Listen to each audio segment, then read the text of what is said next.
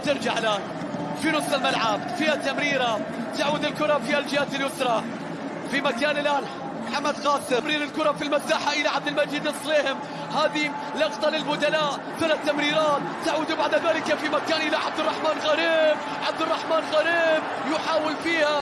كريم بنزيما يحاول، لكن اليوم لم يظهر كريم بنزيما في هذه المواجهة. الكرة بتتحول مرة أخرى في الجهة اليسرى، كريستيانو إلى كرة إلى عبد الرحمن، لاعب على لاعب لو عدى، لاعب على لاعب لو عدى، عبد المجيد الصليهم، الله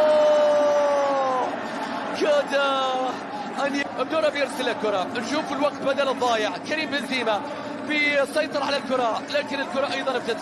بتتحول مع كريستيانو كريم في ثنائية حققوا 15 ذلك إلى بروزو، بروزو في مكان كريستيانو يلعب له كرة،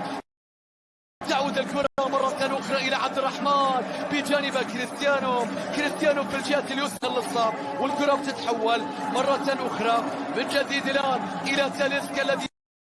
يضغط، ولكن عادت الكرة إلى كانتي في نص الملعب، يرسل الكرة إلى فيصل الغامدي، اتحاد تعرض فيه لاعبوه لإصابات، الكرة الآن فيها لمسات فيها نقلات، لكن صارت مرتدة، راحت الغريب راحت الغريب راحت الغريب راحت الغريب، غريب حاول لكن الله على التغذية بشكل ممتاز من الفرحان. بالنسبة لفريق النصر في جدول الترتيب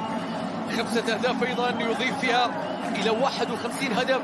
سجلهم في بطولة الدوري فقط في هذا الموسم. كرة بترجع الآن في الجهة اليسرى، تعود الكرة مرة أخرى عن طريق عبد المجيد، عبد المجيد بيرسل الكرة أقصى اليسار، يحاول فيها النصر ولكن التغطية وبعض التصحيحات